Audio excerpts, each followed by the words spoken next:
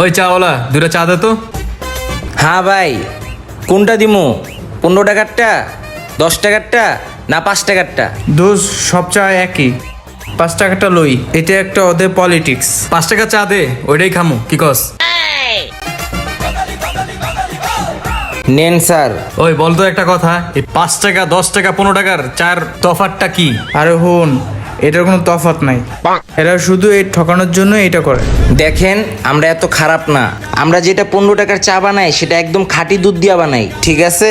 আর যেটা আমরা 10 টাকার চা বানাই, ওই যে 15 টাকার চায়ের যে ছাকার পরে যে চাপাতিটা বাইচা যায় না, ওইটা দিয়েই আমরা 10 টাকার চা বানাই, ঠিক আছে? আচ্ছা বুঝলাম, তো 5 টাকা চাটা কেমনে বানাস? 5 টাকার চাটা আমরা কিভাবে বানাই জানেন?